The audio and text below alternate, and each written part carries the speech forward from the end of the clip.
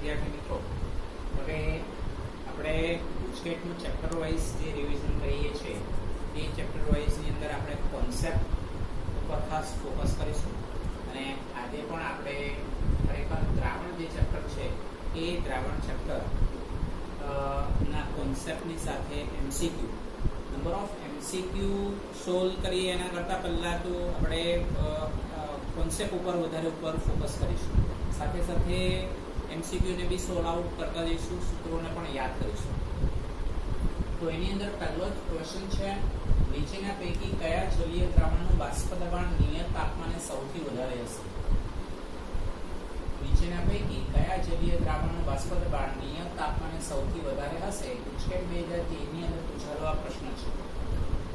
વિદ્યાર્થી મિત્રો, આપણે પહેલી વસ્તુ તો કે ભાઈ બાષ્પ દબાણનો મતલબ શું? બાષ્પ દબાણનો મતલબ થાય નિયત તાપમાને પ્રવાહીમાંથી બાષ્પ અને બાષ્પમાંથી પ્રવાહી બનવાનું વેગ એક સરખો હોય ત્યારે દ્રાવણમાં સંતુલન સ્થપાયેલું હોય અને કોઈ ચોક્કસ તાપમાને બાષ્પનું દ્રાવણની સપાટી ઉપર દબાણ જે લાગે જે કોન્સ્ટન્ટ હોય તેને પ્રવાહીનું બાષ્પ દબાણ કહેવાય. હવે આ જે પ્રવાહીનું બાષ્પ દબાણ છે એ ખરેખર બે પરિબળો ઉપર આધાર રાખે અને બે પરિબળોની અંદર પહેલા ખરેખર પ્રવાહીનો સ્વભાવ. બે પ્રવાહીનો સ્વભાવ એટલે કે અણુઓ વચ્ચે આકર્ષણ બળનું મૂલ્ય જેમ ઓછું હોય તેમ બાષ્પ દબાણનું મૂલ્ય વધારે. તો એના માટેનું ઉદાહરણ દાખલા તરીકે ભાઈ એમોનિયાના જે અણુઓ છે એના અણુ વચ્ચે આકર્ષણ બળ ઓછું એટલે એનું બાષ્પ દબાણનું મૂલ્ય વધારે. બીજું પરિબળ છે ખાસ કરીને તાપમાન. જેમ તાપમાનનું મૂલ્ય વધારે તેમ પ્રવાહીનું બાષ્પ દબાણ વધારે.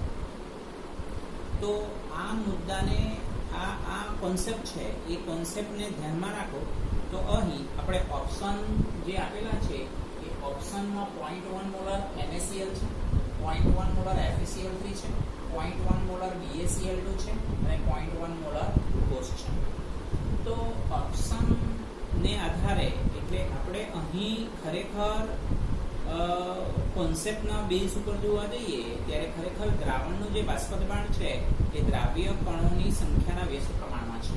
અહીં આપણે હિન્ટના પાર્ટ ઓફ વ્યૂ આપણે લખી દીધું જોવા મળે બરાબર છે. દ્રાવ્ય કણોની જે સંખ્યા છે એ બાષ્પ દબાણના વ્યસ્ત પ્રમાણમાં છે. મતલબ એમ થાય કે આપણે બાષ્પ દબાણનું મૂલ્ય સૌથી વધારે ક્યારે હશે? બાષ્પ દબાણનું મૂલ્ય સૌથી વધારે ત્યારે હશે જ્યારે દ્રાવ્ય કણોની સંખ્યા ઓછી હશે તો એ ઓપ્શનમાંથી આપણે શોધી કાઢવું પડે. પણ દાખલા તરીકે 0.1 મોલર NaCl અહીંયા તમે જુઓ દરેકની સાંદ્રતા એક સરખી છે, સાંદ્રતા એક સરખી છે પરંતુ દ્રાવ્ય કણોની સંખ્યા જુદી જુદી છે. એ દ્રાવ્ય કણોની સંખ્યામાં NaCl માં દ્રાવ્ય કણોની સંખ્યા 2 છે, FeCl3 માં 4 છે, BaCl2 માં 3 છે અને ગ્લુકોઝનું વિયોજન નથી થતું એટલે એમાં દ્રાવ્ય કણોની સંખ્યા એક જ છે. કહેવાનો મતલબ કે અહીં આપણી પાસે આન્સર દ્રાવ્ય કણોની સંખ્યા અને બાષ્પ દબાણનું મૂલ્ય એ ખરેખર એકબીજાના વ્યસ્ત પ્રમાણમાં છે. એટલે 0.1 મોલર ગ્લુકોઝનું બાષ્પ દબાણનું મૂલ્ય એ સૌથી વધારે હોવું જોઈએ. કેમ? કારણ કે એમાં દ્રાવ્ય કણોની સંખ્યા જે છે એમાં ગ્લુકોઝનું વિયોજન જ ન થાય એટલે ખરેખર દ્રાવ્ય કણોની સંખ્યા એક જ ગણાય. એટલે આપણે બાષ્પ દબાણનું મૂલ્ય એ જે છે ખરેખર 0.1 મોલર ગ્લુકોઝ જે છે એનું બાષ્પ દબાણનું મૂલ્ય વધારે આપણે પ્રાપ્ત કરવા મળે. વિદ્યાર્થી મિત્રો, અહીં બીજો એક કોન્સેપ્ટને આપણે ખાસ યાદ રાખીશું. માની લો કે આ પ્રશ્ન પૂછેલો છે પરંતુ અહીંયા કયા જલીય દ્રાવણનું બાષ્પ દબાણને બદલે ઉત્કલન બિંદુ તમને કહી દીધું. ઉત્કલન બિંદુ તો કે એના માટે કોન્સેપ્ટ શું યાદ રાખીશું? તો એના માટે કોન્સેપ્ટ આપણે યાદ રાખવાનું છે આ દ્રાવ્ય કણોની સંખ્યા એ ઉત્કલન બિંદુના સમપ્રમાણમાં. આ મુદ્દો યાદ રાખવાનો છે. એટલે દ્રાવ્ય કણોની સંખ્યા જેમ વધારે હશે તેમ ઉત્કલન બિંદુનું મૂલ્ય વધારે હશે. એટલે માની લો કે આ પ્રશ્ન પૂછાયેલો છે પરંતુ અહીંયા બાષ્પ દબાણને બદલે ઉત્કલન બિંદુ માંગી લીધું. અને ગુજકેટમાં જનરલી આવા પ્રશ્ન મોટે ભાગે પૂછાતા આવેલા છે એવું આપણે ધ્યાનમાં રાખવાનું છે. વિદ્યાર્થી તો અહીં આપણને મેક્સિમમ દ્રાવ્ય કણોની સંખ્યા ક્યાં જોવા મળે? તો એ 0.1 મોલર FeCl3 માં જોવા મળે. એટલે એ આપણો આન્સર રહેશે જો ઉત્કલન બિંદુ માંગેલું હોય તો. આ મુદ્દાને આપણે બરાબર ધ્યાનમાં રાખીશું. ત્યાર પછી બીજો એક ક્વેશ્ચન છે, નીચેના પૈકી કયું મિશ્રણ આદર્શ દ્રાવણ છે? જો વિદ્યાર્થી મિત્રો, આ એક જે કોન્સેપ્ટ છે એ કોન્સેપ્ટના બેઝ ઉપર આપણે વિચારવા જઈએ તો આદર્શ દ્રાવણ કયું છે, બિન આદર્શ દ્રાવણ કયું છે, તો આ ટાઈપના સવાલ આપણને મોટે ભાગે પૂછાતા હોય છે. અને જનરલી અત્યાર સુધીના ગુજકેટના બધા જ પેપરોની અંદર મોટે ભાગે આ ટાઈપનો સવાલ મોટે ભાગે પૂછાતો હોય છે. તો વિદ્યાર્થી મિત્રો, પહેલા તો આપણે એ યાદ કરવું પડે કે ભાઈ આદર્શ દ્રાવણ કોને કહેવાય.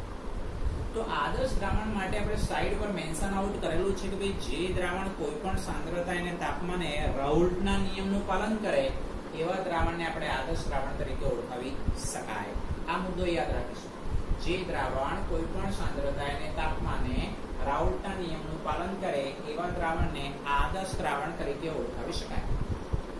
હવે આ આદર્શ દ્રાવણમાં દ્રાવ્ય અને દ્રાવકના જે કણો છે, પ્રાળ છે, એમની વચ્ચે મિશ્ર જે દ્રાવણ બનતું હોય, આદર્શ દ્રાવણ જે બનતું હોય તેમાં એન્થાલ્પીના ફેરફારનું મૂલ્ય, કદમાં થતા ફેરફારનું જે મૂલ્ય છે એ 0 હોય. અને આ જે દ્રાવ્ય અને દ્રાવકના જે કણો છે, આ દ્રાવ્ય અને દ્રાવ્ય, દ્રાવક અને દ્રાવક, એમની વચ્ચે આંતરાણ્વીય આકર્ષણ બળનું મૂલ્ય અને આ દ્રાવ્ય અને દ્રાવક વચ્ચેના આંતરાણ્વીય આકર્ષણ બળનું મૂલ્ય કેવું હોય? એક સરખું આપણને પ્રાપ્ત થતું જોવા મળે. આપણે એવું ધ્યાનમાં રાખીશું. આ કોન્સેપ્ટ છે વિદ્યાર્થી મિત્રો. આ કોન્સેપ્ટને આપણે યાદ રાખીશું તો આપણે આ ટાઈપના પ્રશ્નોનો જવાબ સરળતાથી આપણે આપી શકીશું. બીજું, તો આની અંદર આદર્શ દ્રાવણની અંદર કયા કયા ઉદાહરણો આપણને મળતા હોય? તો મોટે ભાગે આપણે 4 ઉદાહરણો ખાસ યાદ રાખીશું. એક બ્રોમોઇથેન અને ક્લોરોઇથેન, બેન્ઝીન અને ટોલ્યુઇન, નોર્મલ હેક્સેન અને નોર્મલ હેપ્ટેન, ક્લોરોબેન્ઝીન અને બ્રોમોબેન્ઝીન. બરાબર છે. તો અહીં આપણે સ્પષ્ટ સમજી શકીએ વિદ્યાર્થી મિત્રો, અહીં સ્પષ્ટ આપણે સમજી શકીએ કે અહીં જોઈ શકીએ કે ભાઈ બેન્ઝીન અને ટોલ્યુઇન કે જેમાં ખરેખર આંતરાણ્વીય આકર્ષણ બળનું મૂલ્ય લગભગ ઇક્વલ આપણને પ્રાપ્ત થતું જોવા મળે. એટલા માટે આપણે અહીંયા આપણો આન્સર જે બને છે એ બેન્ઝીન અને ટોલ્યુઇન એવો આન્સર આપણને પ્રાપ્ત થતું જોવા મળે. આપણે એવું ધ્યાનમાં રાખીશું. બીજી વસ્તુ ખાસ, આદર્શ દ્રાવણ ના ઉદાહરણો યાદ રાખીએ. બ્રોમો, ઇથેન, ક્લોરોઇથેન, બેન્ઝીન અને ટોલ્યુઇન, નોર્મલ હેક્સેન, નોર્મલ હેપ્ટેન, ક્લોરોબેન્ઝીન અને બ્રોમોબેન્ઝીન. તો એની સાથે આપણે બિન આદર્શ દ્રાવણના મુદ્દાને બી એક સાથે યાદ રાખવું કે ભાઈ જે દ્રાવણ કોઈ પણ સાંદ્રતા અને તાપમાને રાઉલ્ટના નિયમનું પાલન કરતું નથી. રાઉલ્ટનો નિયમ શું છે એને બી આપણે સ્પષ્ટ કરવાના છે.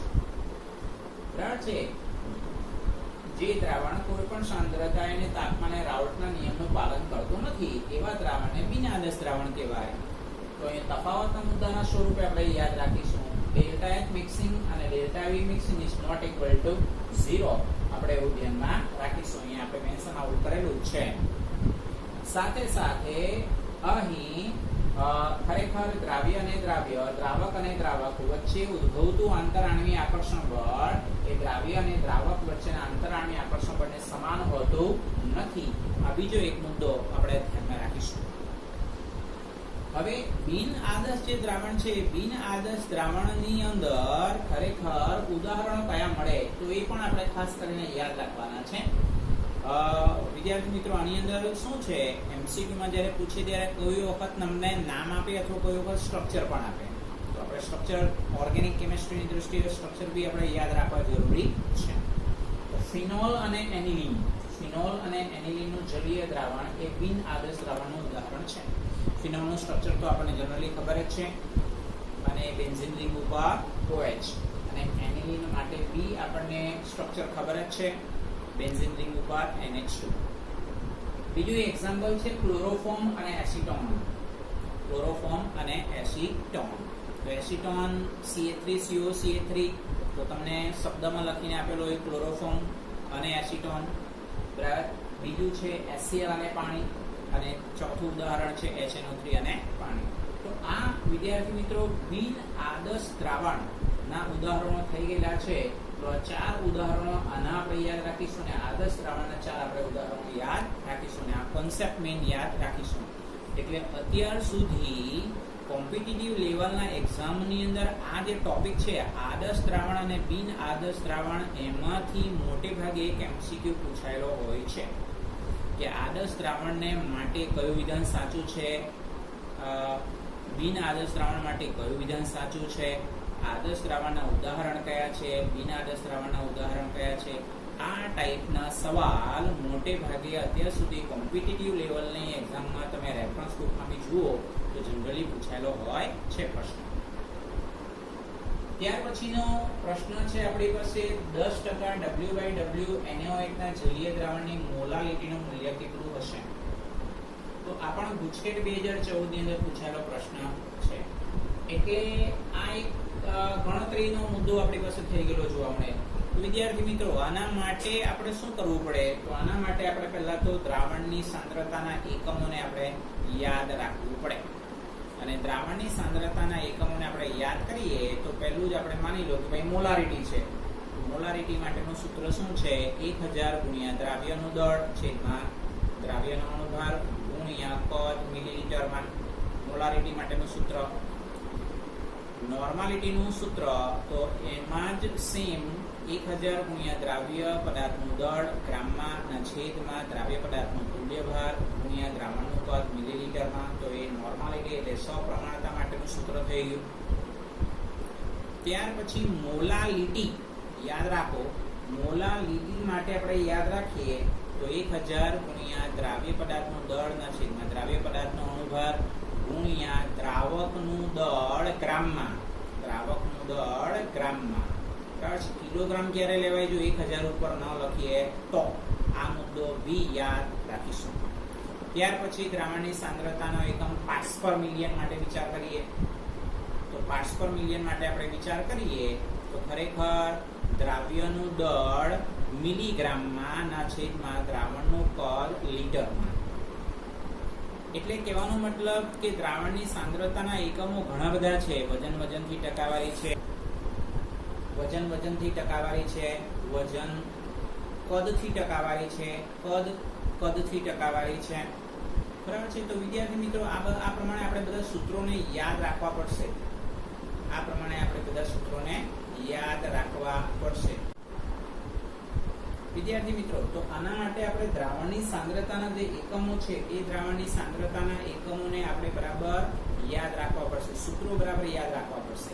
હવે માની લો કે ભાઈ વજનથી ટકાવારી છે તો 1000 ગુણ્યા દ્રાવ્યનું દળ ના છેદમાં દ્રાવણનું દળ બરાબર છે 100% ઓફ W/W એટલે 100 ગુણ્યા દ્રાવ્યનું દળ ના છેદમાં દ્રાવણનું દળ ગ્રામમાં. તો કહેવાનો મતલબ કે દ્રાવણની સાંદ્રતાના એકમો મોલારિટી છે, નોર્માલિટી છે, વજન કદથી ટકાવારી છે, કદથી ટકાવારી છે, વજન કદથી પાર્ટ્સ પર મિલિયન છે. આ ઉપરાંત કદથી ટકાવારી આ તાપમાન ઉપર આધારિત દ્રાવણની સાંદ્રતાના એકમો છે વિદ્યાર્થી મિત્રો. તો કેમ? કારણ કે એમાં દ્રાવણના કદનો ઉલ્લેખ થયેલો છે એટલા માટે. તાપમાનના મૂલ્યમાં ફેરફાર થાય એટલે આ દ્રાવણની સાંદ્રતાના એકમમાં પણ ફેરફાર થતો જોવા મળે છે. આપણે એવું ધ્યાનમાં રાખી શકાય. બીજી વસ્તુ કે ભાઈ મોલ અંશ છે. દાખલા તરીકે ભાઈ દ્રાવ્યના મોલ અંશ શોધવા છે તો દ્રાવ્યના મોલના છેદમાં દ્રાવણના કુલ મોલ બરાબર છે. મોલાલિટી છે તો આપણે હમણાં સમજાઈ ગયા તે પ્રમાણે એટલે મોલ અંશ છે.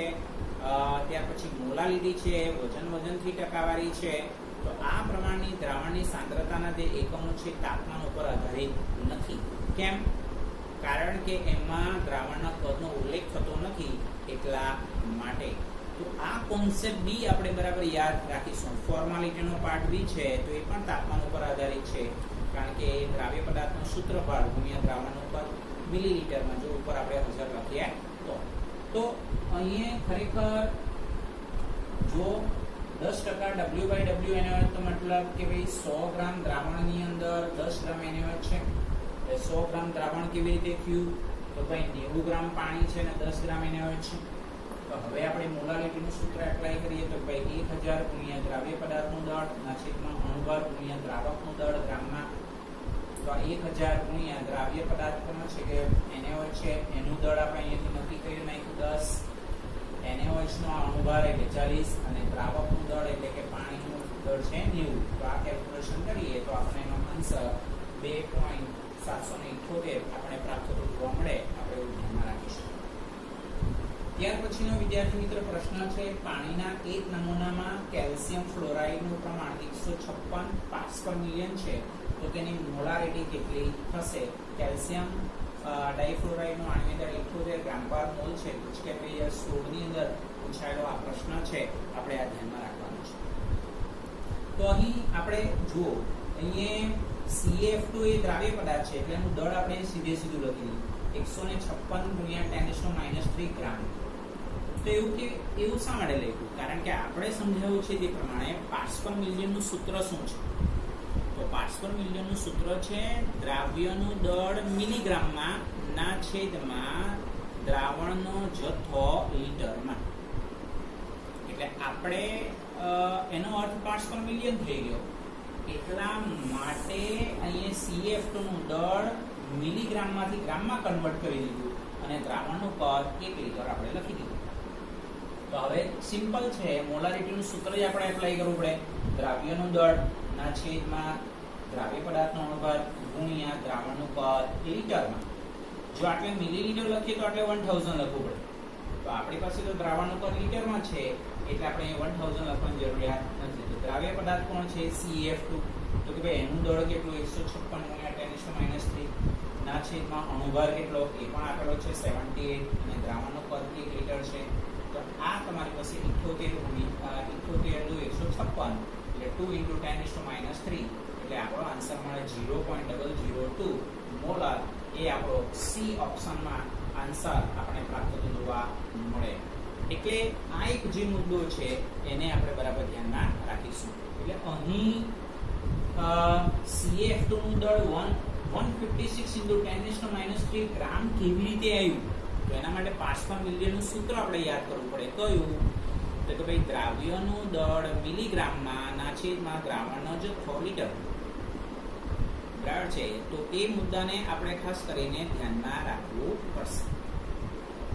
ત્યાર પછીનો પ્રશ્ન છે, નીચેના પૈકી કયા જલીય દ્રાવણનું ઉત્કલન બિંદુ 102.2°C થશે? પાણીનો મોલર ઉન્નયન અચળાંક 2.2 કેલ્વિન કિલોગ્રામ મોલ ઇન્વર્સ છે. ઉચકેટ 2017 ની અંદર પૂછાયેલો પ્રશ્ન છે.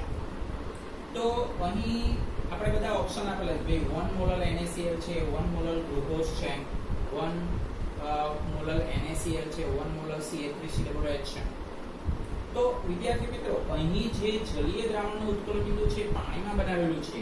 એટલે આપણે પહેલા તો ઉત્કલન બિંદુમાં થતો ફેરફાર એટલે કે ઉત્કલન બિંદુ ઉન્નયન ડેલ્ટા TB નું મૂલ્ય શોધીએ. TB - TB0. હવે TB એટલે કે જલીય દ્રાવણનું ઉત્કલન બિંદુ જે આપેલું છે 102.2°C અને TB0 એટલે દ્રાવકનું ઉત્કલન બિંદુ એટલે કે પાણીનું ઉત્કલન બિંદુ આપણે અહીંયા લખ્યું છે 100°C એટલે 2.2°C. હવે ટેમ્પરેચરના એકમ સેલ્સિયસ અને કેલ્વિન એટલે 2.2°C ને બદલે 2.2 કેલ્વિન એમ લખીએ તો પણ ચાલે. ત્યાર પછી આપણને આ સૂત્ર ખબર છે કે ઉત્કલન બિંદુ ઉન્નયન બરાબર 1/2 અવયવ ગુણ્યા મોલર ઉન્નયન અચળાંક ગુણ્યા મોલારિટી. તો અહીં વિદ્યાર્થી મિત્રો, જો અહીંયા પાણીનો મોલર ઉન્નયન અચળાંક કેલ્વિન × કિલોગ્રામ પ્રતિ મોલ છે. એનો મતલબ એવો થયો કે ખરેખર પાણીની મોલાલિટીની વેલ્યુ 1 કિલોગ્રામ પર મોલ છે. એનો મતલબ 1 મોલાલિટી છે. એટલે આપેલા સૂત્રમાં ડેલ્ટા TB ની વેલ્યુ શોધી કાઢી 2.2 1/2 અવયવનું મૂલ્ય આપણે શોધી કાઢીએ. KB ની વેલ્યુ આપેલી છે 2.2 અને મોલાલિટીની વેલ્યુ આપણે 1 લખી. એટલે આ 1 મોલાલિટીની વેલ્યુ કેવી રીતે લખી? તો અહીંયા કિલોગ્રામ પ્રતિ મોલ આપેલો છે. કેટલા માટે આ ખાસ ધ્યાનમાં રાખવાનું છે. એટલે અહીંયા 1/2 અવયવનું મૂલ્ય આપણને 1 મળે અને 1/2 અવયવનું મૂલ્ય જો 1 મળતું હોય તો વિદ્યાર્થી મિત્રો, આપેલા તમામ ઓપ્શન પૈકી એક જ ઓપ્શન એવો છે કે જ્યાં ગ્લુકોઝ ને માટે 1/2 અવયવનું મૂલ્ય 1 આપણે પ્રાપ્ત થતું જોવા મળે. બરાબર છે. અહીં વિદ્યાર્થી મિત્રો, અહીં સી ઓપ્શન જે છે એ 1 મોલલ NaCl એવું આપણે ધ્યાનમાં રાખવાનું છે. એટલે બાકીના બીજા બધામાં તમે જુઓ તો બોન્ડ ઓફ અવયવની વેલ્યુ તમારી ટોટલી બધામાં 2 જોવા મળે છે. CH3COOH માં 2 મળે, NaCl માં પણ 2 મળે, બરાબર છે. હા સોરી, આ બરાબર છે, આ મોલારિટી છે, બરાબર છે, અને આ મોલલ છે, એટલે એ પ્રમાણેનું આટલું છે. એટલે આપણો તો આન્સર 1 મોલલ ગ્લુકોઝ જ આવે છે, કારણ કે બોન્ડ ઓફ અવયવની વેલ્યુ 1 મળે છે એટલા માટે. મોલારિટી અને મોલાલિટી, તો એમાં મોલારિટીની વેલ્યુ વધારે હોય, આ ધ્યાનમાં રાખીશું. ત્યાર પછીનો પ્રશ્ન છે આપણી પાસે, જો K3FeCN6 ના જલીય દ્રાવણનો વિયોજનાંશ 0.778 હોય તો તેનો બોન્ડ ઓફ અવયવ ગણો. ગુજકેટ 2019 ની અંદર પૂછાયેલો પ્રશ્ન છે, આપણે એવું ધ્યાનમાં રાખીશું. તો અહીં વિયોજનાંશ માટેનું બી સૂત્ર આપણે યાદ રાખવું પડશે. ભાઈ વિયોજનાંશ બરાબર બોન્ડ ઓફ અવયવ ઓછા 1/n-1. તો અહીં n એટલે શું? તો n નો મતલબ થશે વિયોજનથી છૂટા પડેલા આયનોની સંખ્યા. એટલે K3FeCN6 છે, તો વિદ્યાર્થી મિત્રો K3FeCN6 એટલે ખરેખર જોવા જઈએ તો K3FeCN6 નું વિયોજન કરીએ તો 3K plus FeCN6 3 3K plus FeCN6 3 એટલે ટોટલ આયનોની સંખ્યા K plus ના 3 અને FeCN6 3 નો 1, એટલે n ની વેલ્યુ આપણને 4 જેટલી પ્રાપ્ત થતી જોવા મળે. એટલે આપેલા સૂત્રની અંદર વિયોજનાંશનું કિંમત 0.778 મૂકીએ, I-1/4-1, એટલે I બરાબર 3.334. આ સાદો કાપીએ એટલે આપણને ખ્યાલ આવશે. એટલે બોન્ડ ઓફ અવયવની વેલ્યુ 3.334, એટલે બી ઓપ્શન આપણને પ્રાપ્ત થતું જોવા મળે. આપણે એવું ધ્યાનમાં રાખીશું. ત્યાર પછી વિદ્યાર્થી મિત્રો 7મો ક્વેશ્ચન છે, અને 7મો ક્વેશ્ચન મોસ્ટ ઇમ્પોર્ટન્ટ છે એટલા માટે કારણ કે હેનરીના નિયમ ઉપર ડિપેન્ડેબલ છે. આપણે એવું ધ્યાનમાં રાખીશું. હેનરીના નિયમ ઉપર આધારિત આ આખો દાખલો, જે ખરેખર ઓનલાઈન જેની એક્ઝામ છે 2016 ની અંદર પૂછાયેલો પ્રશ્ન છે.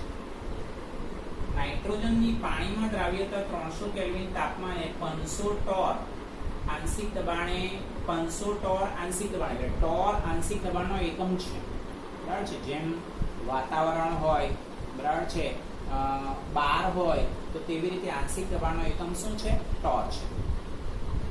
તો પાણીમાં જે દ્રાવ્યતા છે 0.01 ગ્રામ પ્રતિ લિટર, એટલે ડાયનાઇટ્રોજનની પાણીમાં દ્રાવ્યતાની વેલ્યુ 0.01 ગ્રામ પ્રતિ લિટર છે.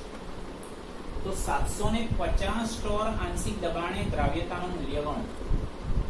બરાબર છે. 500 ટોર આંશિક દબાણે ડાયનાઇટ્રોજનની પાણીમાં દ્રાવ્યતાની વેલ્યુ આપેલી છે, તો 750 ટોર આંશિક દબાણે દ્રાવ્યતાનું મૂલ્ય આપણે ગણવાનું છે.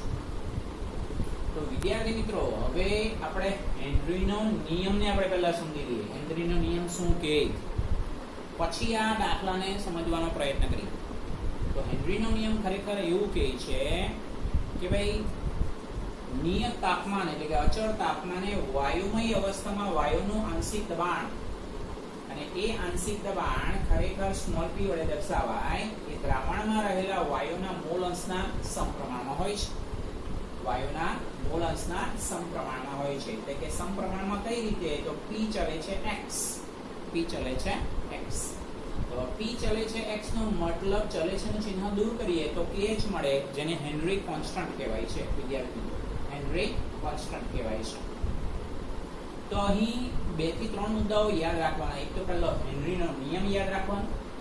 એટલે અહીંથી શું નક્કી થાય કે ભાઈ જો આંશિક દબાણ, આ તમારું આંશિક દબાણ થયું, બરાબર છે, આ તમારું આંશિક દબાણ થયું, અને આ તમારી પાસે મોલ અંશ થઈ ગયા. તો અહીં દાખલાની અંદર બી આંશિક દબાણ તો આપેલું છે, પણ આ મોલ અંશને દ્રાવ્યતા તરીકે સ્વીકારી લેવાનું થાય. એટલે અહીંયા p ના છેદમાં x બરાબર kh એવું થાય. તો અહીંયા દાખલામાં તમે જુઓ p1 ના છેદમાં p2, એટલે p1 ના છેદમાં s1 એવું વિચારવાનું. હવે s1 નો મતલબ થાય સોલ્યુબિલિટી, એટલે દ્રાવ્યતા, બરાબર છે. તો કે ભાઈ p1 ના છેદમાં s1 બરાબર p2 ના છેદમાં s2. તો હવે પહેલી p1 એટલે આંશિક દબાણ, જેની વેલ્યુ છે 500, ના છેદમાં S1 એટલે એ દ્રાવ્યતા કેટલી આપેલી છે 0.01 તો આ છેદમાં 0.01 બરાબર P2 ના છેદમાં S2 તો P2 એટલે કે આંશિક દબાણ આપેલું છે 750 બરાબર છે એ ખરેખર 750 ટોર આંશિક દબાણે છે દ્રાવ્યતાનું મૂલ્ય કેટલું થશે તો પહેલી વસ્તુ એ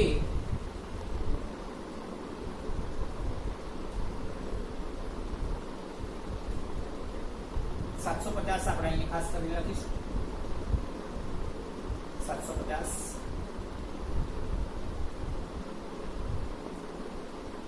પીડીએફ ફાઇલમાં બરાબર ધ્યાનપૂર્વક જોઈ લેજો એટલે 750 આવશે બરાબર છે આ એક પોઈન્ટ ફરી પાછું આંશિક દબાણની જે વેલ્યુ છે આ આંશિક દબાણની વેલ્યુ છે 500 ટોર જે આપણે લખી દીધું હવે આ છેદમાં સોલ્યુબિલિટી એટલે દ્રાવ્યતા અને દ્રાવ્યતાની વેલ્યુ કેટલી 0.01 એટલે આટલે 0.01 છે તે ક્રોસ કરીએ એટલે 0.01 અને P2 એટલે ઉપર આવશે તો કે ભાઈ એ ખરેખર જોવા જઈએ તો 750 ટોર એ ત્યાં હોય તે અહીંયા ક્રોસમાં લઈએ અને આપણે શોધવાનું શું થાય દ્રાવ્યતા તો આને S2 ને આપણે ક્રોસ કરો તો 0.01 ગુણ્યા 750 ના 500 એટલે S2 ની જે વેલ્યુ છે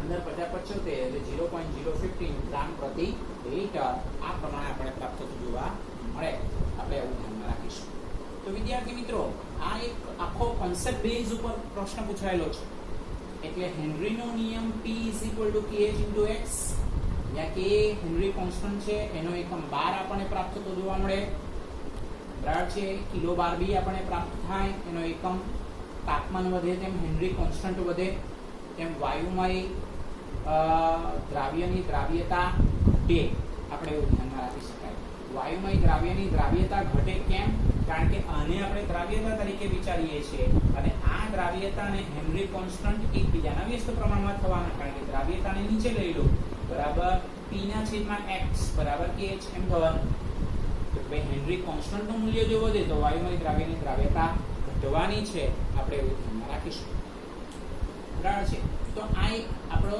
MCQ 7મો થયો એને આપણે આ પ્રમાણે ધ્યાનમાં રાખીશું ત્યાર પછી કેટલાક સૂત્રોને આપણે યાદ કરી લઈએ કે ભાઈ ઉત્કળ બિંદુ ઉન્નયનમાં થતો વધારો બરાબર ખરેખર જોવા જઈએ તો મોલર ઉન્નયન અચળાંક ગુણ્યા મોલાલિટી અને મોલાલિટી એટલે એ તો ખબર જ છે કે 1000 ગુણ્યા દ્રાવ્ય પદાર્થનો દળ છેદમાં દ્રાવ્ય પદાર્થનો અણુભાર ગુણ્યા દ્રાવકનો દળ ગ્રામમાં એવી રીતે ઠાર બિંદુ અવનયન બરાબર kF × m તો એમાં બી સેમ સૂત્ર લાગુ પડશે અભિસરણ દબાણ બરાબર પાણી બરાબર CRD C નો મતલબ થાય મોલારિટી કોન્સન્ટ્રેશન R વાયુ અચળાંક ને T એટલે તાપમાન તો WRT/mv હવે અભિસરણ દબાણ એટલે આપણે એની વ્યાખ્યાને યાદ કરીએ તો કે ભાઈ જુદી જુદી સાંદ્રતાવાળા બે દ્રાવણ છે એને ભેગા કરીએ વચ્ચે શું રાખીએ અર્ધ પારગમ્ય પડદો તો ઓછી સાંદ્રતાથી વધુ સાંદ્રતા તરફ દ્રાવકનો